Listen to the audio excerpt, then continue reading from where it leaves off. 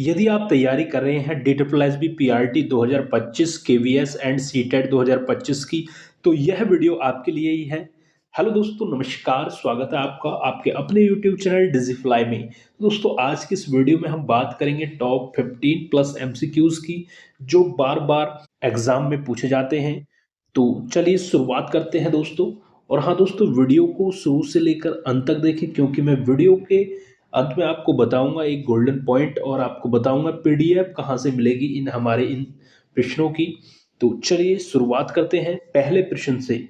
पहला प्रश्न है, बाल विकास की किस अवस्था में इलेक्ट्रा और ओपिडस ग्रंथियों का विकास प्रारंभ हो जाता है? ऑप्शन ए है शैशवावस्था, ऑप्शन बी है बाल्यावस्था, ऑप्शन सी है किशोरावस्था, ऑप्शन डी है आपका प्रौढ़ावस्था। बताइए इसका राइट आंसर क्या होगा?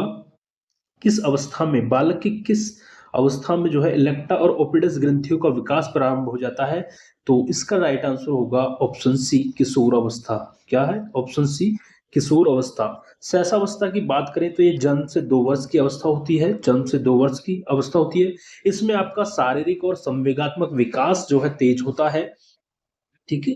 बाल्यावस्था की बात करें तो 3 से 6 वर्ष होती है और किशोर किशोर अवस्था सामान्यतः 12 से 18 वर्ष की मानी जाती है। 12 से 18 वर्ष की ये मानी जाती है।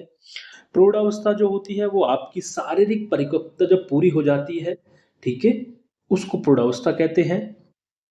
प्रारंभ में ग्रंथियों का विकास नहीं होता है, केवल उनका कार्य जारी रहता है, जो इलेक्ट्रा और ओपिडस ग्रंथियां होती हैं। ठीक है। चलिए अगले प्रश्न की तरफ बढ़ते हैं। अगला प्रश्न क्या है कि निम्नलिखित में से कौन सा कथन अभिवृद्धि की विशेषता को नहीं दर्शाता है? निम्नलिखित में से कौन सा कथन ग्रोथ की विशेषता को नहीं दर्शाता है? अभिवृद्धि मतलब ग्रोथ। ऑप्शन ए है यह मात्रात्मक पक्ष है, ऑप्शन बी है यह जीवन पर्यंत चलने वाली प्रक्रिया नहीं है, ऑप्शन सी है यह केवल शारीरिक विकास दर्शाता है, ऑप्शन डी है यह मापनीय नहीं है। तो यहाँ आपको बताना है कि कौन सा कथन ग्रोथ की विशेषता को नहीं दर्शाता है। ठीक है। तो इसका राइट आंसर क्या होगा? Option D. क्या होगा राइट आंसर? यह मापनीय नहीं है। ये राइट आंसर होगा, क्योंकि यहाँ पे बात करें यह मात्रात्मक पक्ष है, तो ये बिल्कुल सही बात है। क्योंकि ग्रोथ में लंबाई वजन जो है उसको माप सकते हैं आप। तो ये यहाँ पे जो है विशेषता है ये ग्रोथ की। ठीक है। यहाँ पूछा है विशेषता नहीं है, यह जीवन पर्यंत चलने वाली प्रक्रिया नहीं है। बिल्कुल जो ग्रोथ होती है आपकी वो जीवन पर्यंत नहीं चलती, तो ये भी बात बिल्कुल यहाँ पे ठीक लिखी है। और यह केवल शारीरिक विकास को दर्शाता है, मानसिक विकास को नहीं दर्शाता। शारीरिक विकास बोले तो जैसे आपकी ऊंचाई हुई, वजन हुआ, उसको यहाँ पे दर्शाते हैं। शारीरिक जो विकास होता है, जो वृद्धि होती है उसमें। तो ये तीनों बात यहाँ पे वृद्धि को लेकर सही है। और जो यह है चौथा कि यह मापनीय नहीं है। ठीक है, ये इसको मापा जा सकता है, ये गलत लिखा है, तो इसलिए यहाँ पे गलत ही पूछा है हमसे। ऑप्शन डी राइट आंसर हो जाएगा। ठीक है, ऑप्शन डी। ठीक है। चलिए आगे बढ़ते हैं अगले प्रश्न की तरफ। अगला प्रश्न क्या है कि निम्न में से कौन सा विकास का सिद्धांत नहीं है? आपसे पूछा है विकास का सिद्धांत नहीं है, आपको बताना है। ऑप्शन ए है, ऑप्शन को ध्यान से पढ़ना है, ऑप्शन ए है विशिष्ट से सामान्य क्रियाओं का सिद्धांत, ऑप्शन बी है निरंतरता का सिद्धांत, और ऑप्शन सी है विभिन्नता का सिद्धांत, और ऑप्शन डी है दोस्तों एकीकरण का सिद्धांत। बताइए इसमें से राइट आंसर क्या होगा? क्या होगा? विकास का सिद्धांत नहीं आपसे पूछा है, तो राइट आंसर होगा विशिष्ट से सामान्य क्रियाओं का सिद्धांत। क्यों होगा? क्योंकि ये जो सिद्धांत है दोस्तों ये सामान्य से विशिष्ट की ओर होता है, तो यहाँ पे उल्टा लिखा हुआ है, इसलिए राइट आंसर ये हो जाएगा। बाकी निरंतरता का सिद्धांत मतलब विकास निरंतर होता है, जीवन भर चलता है, ये भी सिद्धांत है। विभिन्नता का सिद्धांत मतलब सभी बालक जो हैं वो समान नहीं, व्यक्तिगत भिन्न होती है, व्यक्तिगत भिन्नता होती है। ठीक है, ये भी सिद्धांत होता है। एकीकरण का सिद्धांत विकास में अंग और क्रियाएं जो है वो एकीकृत होती हैं। ये तीनों सिद्धांत हैं विकास के। और ये जो फर्स्ट वाला है ऑप्शन ए हो जाएगा राइट आंसर। क्यों हो जाएगा? क्योंकि ये उल्टा लिखा हुआ है।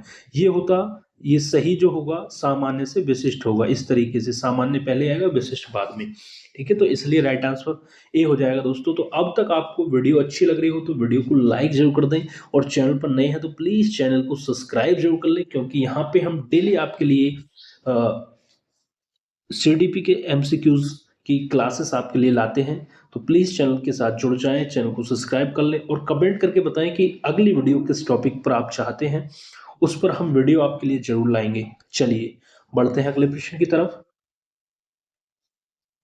अगला प्रश्न है कि निम्नलिखित में से कौन सा विकास का सिद्धांत है, ये आपको बताना है। निम्नलिखित में से कौन सा विकास का सिद्धांत है आपको बताना है। ऑप्शन ए है विकास हमेशा रेखीय होता है, ठीक है। ऑप्शन बी है यह निरंतर चलने वाली प्रक्रिया नहीं है। ऑप्शन सी है विकास की सभी प्रक्रियाएं अंत संबंधित नहीं है। और ऑप्शन डी है सभी की विकास दर समान नहीं है। आपको बताना है विकास का सिद्धांत कौन सा नहीं है, आपको बताना है। तो बात करें राइट आंसर की, तो यहाँ पे राइट आंसर हो जाएगा ऑप्शन डी, सभी की विकास दर समान नहीं है, ठीक है। अब बात करें यहाँ पहला कि विकास हमेशा रेखीय होता है, तो ये गलत है क्योंकि विकास जो है वो कभी कभी असमान और क्षणबद्ध होता है, ठीक है। और बात करें यह निरंतर चलने वाली प्रक्रिया नहीं है, तो ये बात गलत है क्योंकि विकास एक निरंतर चलने वाली प्रक्रिया है, याद रखेंगे ये गलत है क्योंकि विकास जो है कंटिन्यूस चलने वाली प्रक्रिया है। और आगे बात करें ऑप्शन सी की, विकास सभी प्रक्रियाएं अंत संबंधित नहीं है, ये गलत है। विकास की जो क्रियाएं होती हैं जितनी भी, वो अंत संबंधित ही होती हैं, ठीक है।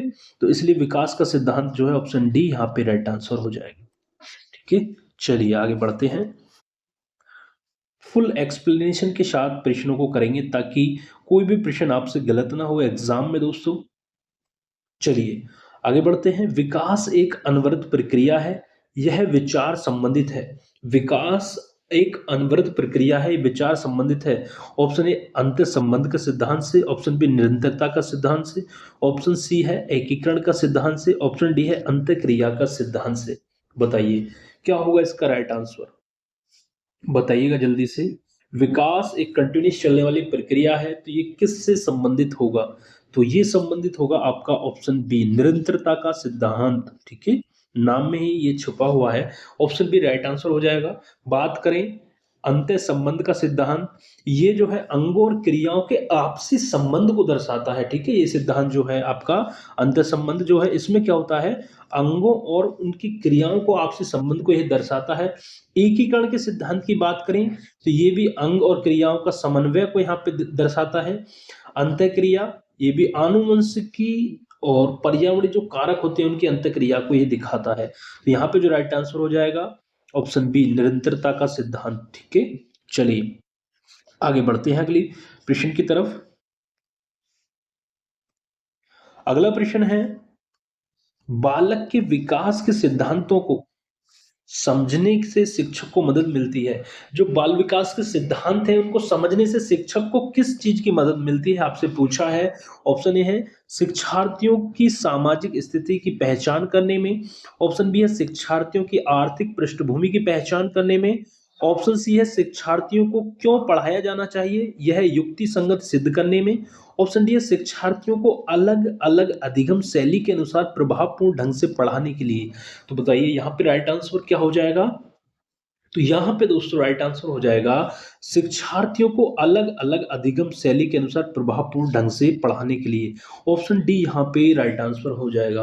अब बात करें बाकी क्यों नहीं होंगे, इसके बारे में बात करेंगे। पहले बात करें शिक्षार्थियों की सामाजिक स्थिति की पहचान करने में, तो ये जो है आंशिक रूप से ये सही है दोस्तों, पर इसका मुख्य उद्देश्य नहीं है ये चीजें, ठीक है। आगे बात करें आर्थिक पृष्ठभूमि की पहचान, ये भी नहीं होगा, ये तो ये जो हो गया आर्थिक पृष्ठभूमि का, तो ये तो समाज शास्त्र का ये क्षेत्र हो गया, तो इसलिए ये भी नहीं होगा। और शिक्षार्थियों को क्यों पढ़ाया जाना चाहिए, ठीक है, यह शिक्षण उद्देश्य तय करता है, विकास का सिद्धांत ये चीजें तय नहीं करते हैं, ठीक है। तो ये शिक्षण उद्देश्य तय करता है, बाल विकास के सिद्धांत इस कुछ चीज को तय नहीं करते हैं, तो इसलिए ऑप्शन डी ही राइट आंसर होगा, ठीक है। तो दोस्तों अब तक आपके कितने प्रश्न सही हुए कमेंट करके जरूर बताइएगा।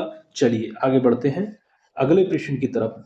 बहुत ही अच्छा प्रश्न है, इस प्रकार का प्रश्न बार बार आपको परीक्षा में देखने को मिलता है और ये बहुत ही कंफ्यूजिंग वाला प्रश्न होता है, इसको अच्छे से समझिएगा।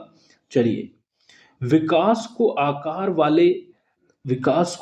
वाले बाह्य पर्यावरणीय कारकों में निम्नलिखित में से किसके अलावा सभी शामिल हैं।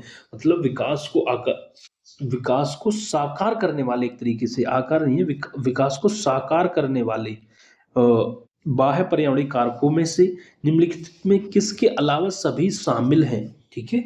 तो जो नहीं है वो आपको बताना है किसके अलावा। ऑप्शन ए है संस्कृति, ऑप्शन बी है शिक्षा की गुणवत्ता, ऑप्शन सी है शारीरिक सौष्ठव और ऑप्शन डी है उपयुक्त में से कोई नहीं। ये आपको बताना है। तो बताइएगा क्या होगा राइट आंसर।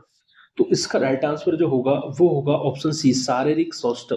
क्योंकि बात करें जो पर्यावरणीय कारक है ये आपकी संस्कृति, शिक्षा की गुणवत्ता, ये सभी क्या है आपके पर्यावरणीय कारक हैं। बात करें यहाँ पे शारीरिक सौष्ठव की तो ये आपका जो है जैविक कारक हो गया, एक तरीके से पर्यावरण कारक नहीं है, जैविक कारक हो गया, आंतरिक कारक इसको बोलते हैं, ठीक है। और ये जितने भी संस्कृति, शिक्षा की गुणवत्ता, ये सभी क्या है बाह्य कारक हैं जिनको पर्यावरणीय कारक बोलते हैं। तो ऑप्शन सी यहाँ पे राइट आंसर हो जाएगा। चलिए आगे बढ़ते हैं अगले प्रश्न की तरफ। छोटा सा प्रश्न है, दिमाग को हिला देने वाला प्रश्न, बहुत छोटा प्रश्न है लेकिन अच्छे अच्छे यहाँ पे घूम जाते हैं। विकास शुरू होता है बच्चा, ये आपको बताना है। विकास शुरू होता है ऑप्शन ए गर्भावस्था से, ऑप्शन बी शैशवावस्था से, ऑप्शन सी है पूर्व बाल्यावस्था से या ऑप्शन डी है बाल्यावस्था के बाद से। बताइए विकास जो होता है, डेवलपमेंट जो है वो कहाँ से स्टार्ट होता है आपसे पूछा है। तो इसका राइट आंसर क्या होगा, इसका राइट आंसर होगा गर्भावस्था से, गर्भावस्था से। ऑप्शन ए राइट आंसर होगा। अच्छे से दिमाग में इसको बैठा लें, बार बार परीक्षा में पूछा जाता है प्रश्न, ठीक है। तो बात करें शैशवावस्था की तो जन्म के बाद से विकास जारी होता है, प्रारंभ नहीं होता है, विकास जारी होता है। बात करें पूर्व बाल्यावस्था से तो ये जन्म के पहले की विकास शुरू हो जाता है, बाल्यावस्था के बाद ये बिल्कुल गलत है, ठीक है। विकास शुरू होता है गर्भावस्था से, याद रखेंगे। ऑप्शन ए यहाँ पे राइट आंसर होगा और ये प्रश्न बहुत ही ज्यादा पूछा जाता है एग्जाम में। चलिए आगे बढ़ते हैं। मानव व्यक्तित्व परिणाम है, मानव व्यक्तित्व परिणाम है, ऑप्शन ए है आपके सामने आनुवंशिकता और वातावरण की अंतःक्रिया, ऑप्शन बी है केवल वातावरण का, ऑप्शन सी है केवल आनुवंशिकता का, ऑप्शन डी है पालन पोषण और शिक्षा का। बताइए जो मानव व्यक्तित्व परिणाम है वो किसका है। तो याद रखेंगे आनुवंशिकता और वातावरण की अंतःक्रिया का परिणाम होता है मानव व्यक्तित्व, ठीक है, ह्यूमन पर्सनैलिटी, ठीक है। तो ऑप्शन ए यहाँ पे राइट आंसर होगा, ठीक है। जो वातावरण, केवल वातावरण और केवल, ये दोनों नकारात्मक शब्द यहाँ पे केवल की बात होगी है तो ये आंशिक प्रभाव डालते हैं, पूर्ण सत्य नहीं है, ठीक है। और पालन पोषण और शिक्षा जो है ये भी क्या है या वातावरण का ही भाग है, ठीक है। तो ऑप्शन डी जो है ऑप्शन ए में ही समाहित है और आपके ये भी दोनों ऑप्शन जो है बी और सी ये भी इसी में आ रहे हैं। तो इसलिए राइट आंसर है आनुवंशिकता और ह्यूमिडिटी एंड जो एनवायरमेंट होता है, आनुवंशिकता और वातावरण की अंतःक्रिया का जो परिणाम होता है मानव व्यक्तित्व, ठीक है। चलिए आगे बढ़ते हैं। अगला प्रश्न है, ये प्रश्न है, ज्यादातर बच्चे इस प्रश्न पे कंफ्यूज हो जाते हैं तो अच्छे से पढ़ेंगे आज के बाद ये प्रश्न आपका एग्जाम में गलत नहीं होगा। इसको बिल्कुल भी रटने की जरूरत नहीं है, बहुत आराम से समझेंगे। चलिए समझते हैं क्या है प्रश्न। प्रश्न को पढ़ते हैं एक बार अच्छे से कि मानव विकास के क्षेत्रों में विभाजित किया जाता है, मानव विकास के क्षेत्रों में विभाजित किया जाता है। प्रश्न है ऑप्शन ए है सर्वांगसम, कौमा संज्ञानात्मक, कौमा आध्यात्मिक और सामाजिक और मनोवैज्ञानिक। आगे है मनोवैज्ञानिक, संज्ञानात्मक, संवेगात्मक और शारीरिक। ऑप्शन सी है शारीरिक, आध्यात्मिक, संज्ञानात्मक और सामाजिक। ऑप्शन डी है शारीरिक कौमा संज्ञानात्मक कौमा संवेगात्मक कौमा और सामाजिक। तो यहाँ पे जो मानव विकास के क्षेत्रों को जो है वो संबंधित विभाजित किया जाता है। तो इसका राइट आंसर जो होगा बच्चा वो होगा ऑप्शन डी, शारीरिक, संज्ञानात्मक, संवेगात्मक और सामाजिक, ठीक है। ऑप्शन डी ये राइट आंसर होगा। और बाकी क्यों नहीं होंगे इसको समझते हैं, ठीक है। तो यहाँ पे देखिए ऑप्शन ए में आध्यात्मिक जो है, आध्यात्मिक क्षेत्र जो है ये बाल विकास के सामान्य अध्ययन में शामिल नहीं है। आध्यात्मिक जो क्षेत्र होता है ये बाल विकास के सामान्य अध्ययन में शामिल नहीं होता है। तो जहां भी आप अगर आध्यात्मिक होगा तो वो तो गलत ही हो जाएगा। अब देखते हैं ऑप्शन सी में, देखिए यहाँ पे आध्यात्मिक दे रहा है तो इसलिए ये भी गलत हो जाएगा। अब बचा ऑप्शन बी। तो ऑप्शन बी में जैसे मनोवैज्ञानिक जो है, मनोवैज्ञानिक जो क्षेत्र है आपका ये क्या है आंशिक रूप से सही है, क्योंकि मनोवैज्ञानिक क्षेत्र जो है आमतौर पर संवेगात्मक और सामाजिक में जो है विभाजित किया गया है मनोवैज्ञानिक क्षेत्र को, ठीक है। संवेगात्मक और सामाजिक क्षेत्र में इसको विभाजित किया जाता है। तो ये थोड़ा सही हो सकता है लेकिन सबसे सही जो माना जाएगा ऑप्शन डी विकल्प माना जाएगा, शारीरिक, संज्ञानात्मक, संवेगात्मक और सामाजिक। तो ऑप्शन डी यहाँ पे राइट आंसर होगा। चलिए आगे बढ़ते हैं। अगला प्रश्न आपके सामने, निम्नलिखित में से निम्नलिखित में से कौन सा है, ये आपको बताना है। निम्नलिखित में से कौन सा है जब परिपक्वता एवं अनुभव के कारण मनुष्य में क्रमिक और प्रगतिशील परिवर्तन होते हैं, बताइए। आपको बताना है। ऑप्शन ए है विकास, ऑप्शन बी है अकेले ऊंचाई में वृद्धि, ऑप्शन सी भावात्मक असामान्यता, ऑप्शन डी अकेले भार में वृद्धि। आपको बताना है। बताइए निम्नलिखित में से कौन सा होता है जब परिपक्वता एवं अनुभव के कारण मनुष्य में क्रमिक प्रगतिशील परिवर्तन होते हैं। तो राइट आंसर होगा यहाँ पे विकास। ठीक है, ऑप्शन ए राइट आंसर होगा। ठीक है, बात करें अकेले ऊंचाई में वृद्धि केवल शारीरिक परिवर्तन है, विकास का संपूर्ण पक्ष नहीं है ये। अकेले ऊंचाई में वृद्धि जो है केवल शारीरिक परिवर्तन है, ये विकास का जो है संपूर्ण पक्ष नहीं होता। कि विकास जो है आपका ये सही है, क्रमिक और निरंतर और अनुभव और परिपक्वता पर ये आधारित होता है, तो विकास ऑप्शन ए यहाँ पर डेवलपमेंट जो है राइट आंसर होगा। भावात्मक असामान्यता विकास का पक्ष नहीं है, यह असमानता मात्र अवस्था दर्शाती है। ठीक है, अकेले भार में वृद्धि ये भी केवल शारीरिक वृद्धि है, विकास नहीं है। ठीक है, तो ऑप्शन ए यहाँ पे राइट आंसर होगा। ठीक है, चलिए आगे बढ़ते हैं अगले प्रश्न की तरफ। अगला प्रश्न आपके सामने है, पढ़िएगा ध्यान से और उत्तर करिएगा। चलिए, एक बच्चे की वृद्धि से निम्नलिखित में से कौन सा संदर्भित है। एक बच्चे की वृद्धि से निम्नलिखित में से कौन सा संदर्भित है। चलिए दोस्तों, ऑप्शन ए है गुणात्मक परिवर्तन, ऑप्शन बी है अपने साथ एकात्मकता प्राप्त करना, ऑप्शन सी है शारीरिक परिवर्तन और ऑप्शन डी है पर्याप्त पोषण। बताइए एक बच्चे की वृद्धि से निम्नलिखित में से कौन सा संदर्भित नहीं है, आपको बताना है। तो चलिए, क्या होगा right answer. Option C right answer होगा, शारीरिक परिवर्तन। एक बच्चे की वृद्धि से निम्नलिखित में से कौन सा संदर्भित है, शारीरिक परिवर्तन। वृद्धि की बात हो रही है यहाँ पे, तो ऑप्शन सी यहाँ पे राइट आंसर होगा दोस्तों। तो अब तक आपको वीडियो पसंद आ रहा है तो वीडियो को लाइक जरूर कर दें, चैनल पर नए हैं तो प्लीज़ चैनल को सब्सक्राइब जरूर कर दें दोस्तों, और कमेंट पे करके बताइए हमें कि अब तक आपके कितने प्रश्न सही हुए। कमेंट में जरूर करके बताइएगा, कमेंट करके जरूर बताइएगा दोस्तों, और चैनल को जरूर से जरूर सब्सक्राइब कर लीजिएगा। और दोस्तों मैं आपको बताऊंगा कि आपको इसकी पीडीएफ लिंक कहाँ मिलेगी दोस्तों, और कैसे आप उसको देख सकते हैं, वो सारी चीज़ मैं बताऊंगा वीडियो के अंत में, तो वीडियो में बने रहें अच्छे से। चलिए, इसका थोड़ा सा यहाँ पे एक्सप्लेनेशन करते हैं। गुणात्मक परिवर्तन जो है ये विकास में गुणात्मक परिवर्तन शामिल है, लेकिन वृद्धि मात्रात्मक होती है। ठीक है, और बात करें अपने साथ एकात्मकता प्राप्त करना, व्यक्तित्व विकास का पक्ष है, वृद्धि का नहीं है ये। ठीक है, और पर्याप्त पोषण लेना ये कारण है, परिणाम नहीं है। ठीक है, चलिए आगे बढ़ते हैं। अगला प्रश्न, एक बालक की केंद्र से चारों ओर की विकास की दशा डॉट डॉट डॉट कहलाती है। ऑप्शन ए है सिफ्लोकोडल, ऑप्शन बी है समीप से दूर, ऑप्शन सी है कोर्डोसेफालिक और ऑप्शन डी है दूर से समीप। तो बताइए यहाँ पे क्या होगा right answer. Very very important question है, स्टार लगा लीजिएगा, स्टार लगा लीजिएगा कि एक बालक के केंद्र से चारों ओर विकास की जो दिशा है वो क्या कहलाती है। तो इसका राइट आंसर होगा समीप से दूर। क्या होगा, समीप से दूर। बात करें सेफलोकोडल की, ठीक है, ऑप्शन ए तो यहाँ पे right answer, option B right answer होगा इसका। अब बात करें ऑप्शन ए, सेफलोकोडल जो होती है ये सिर से पैर की ओर, नाम ही देखिए सिर से पैर की ओर, सिर से पैर की ओर जो विकास होता है उसको कहते हैं सेफलोकोडल। समीप से दूर मतलब शरीर के केंद्र से हाथ पांव की दिशा में जो विकास होता है, शरीर के केंद्र से हाथ पांव की दिशा में जो विकास होता है उसे कहते हैं समीप से दूर।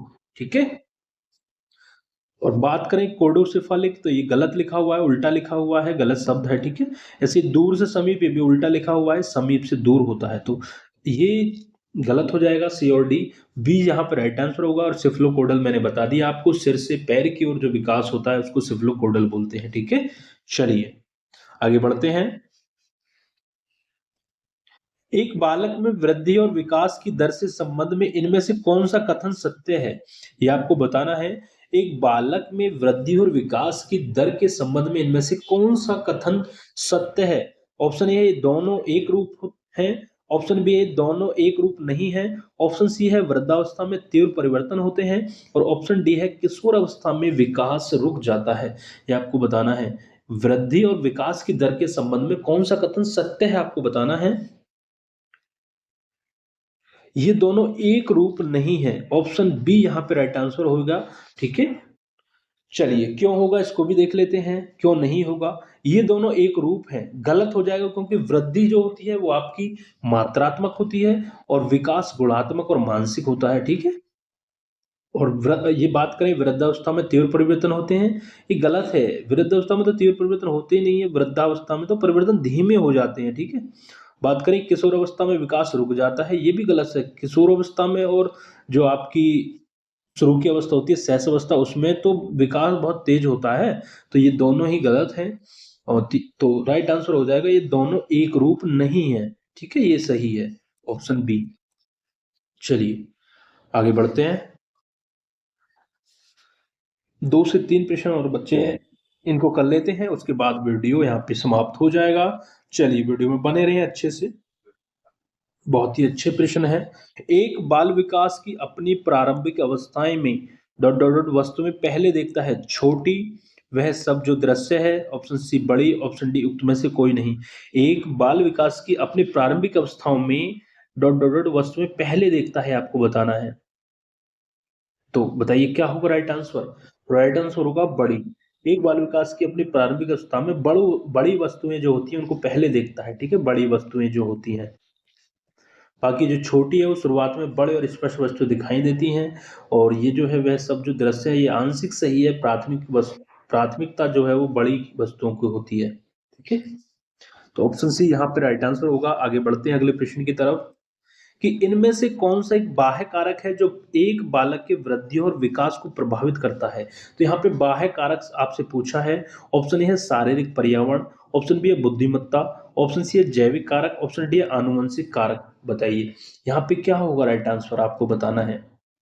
इनमें से कौन सा एक बाह्य कारक है जो बालक की वृद्धि और विकास को जो है प्रभावित करता है। तो राइट आंसर जो होगा वो होगा शारीरिक पर्यावरण, ऑप्शन ए। क्योंकि बुद्धिमत्ता हुए और ये जैविक कारक ये आंतरिक कारक हैं सभी। ठीक है, आनुवंशिक कारक हुए ये। बुद्धिमत्ता जो है और आनुवंशिक, ये आनुवंशिक और जैविक कारक मतलब आंतरिक कारक है ये। ठीक है, ठीक है, तीनों की यदि हम बात करें, बाकी जो तीनों है ये आंतरिक कारक हैं। बाह्य कारक पूछा है हमसे तो शारीरिक पर्यावरण हो जाएगा। ठीक, चलिए आगे बढ़ते हैं और लास्ट प्रश्न इस वीडियो का है, देख लेते हैं इसको भी कि गर्भावस्था के दौरान माता का शारीरिक और मानसिक स्वास्थ्य एक डॉट डॉट डॉट कारक है जो एक बालक की वृद्धि और विकास को प्रभावित करता है। ये आपसे पूछा है। ऑप्शन ए आंतरिक, ऑप्शन बी बाह्य, ऑप्शन सी अपदार्थ, ऑप्शन डी है असंबंध। बताइए क्या होगा राइट आंसर। गर्भावस्था के दौरान जो माता का शारीरिक और मानसिक स्वास्थ्य एक आंतरिक कारक है जो बालक के वृद्धि और विकास को प्रभावित करता है। तो ऑप्शन ए यहाँ पे राइट आंसर हो जाएगा, बाकी ये तीनों गलत हो जाएंगे। बाह्य पदार्थ, ठीक है, बाह्य तो गलत है, ये आंतरिक कारक है। ठीक है, तो ऑप्शन ए यहाँ पे राइट आंसर हो जाएगा दोस्तों। तो कैसी लगी दोस्तों वीडियो, आप कमेंट करके जरूर बताइएगा। वीडियो आपको पसंद आई तो वीडियो को लाइक जरूर करें दोस्तों। चैनल पर नए हैं तो प्लीज़ चैनल को सब्सक्राइब कर लें और बेल आइकन को भी प्रेस कर लें ताकि आने वाली जितनी भी वीडियो है आपसे मिस ना हो, तुरंत आपको नोटिफिकेशन मिल सके। तो मिलते हैं बहुत जल्द अगली वीडियो के साथ दोस्तों।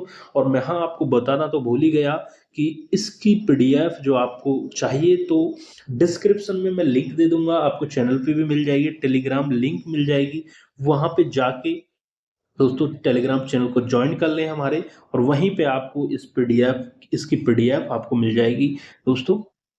तो मिलते हैं बहुत जल्द अगली वीडियो में दोस्तों, तब तक के लिए जय हिंद जय भारत दोस्तों।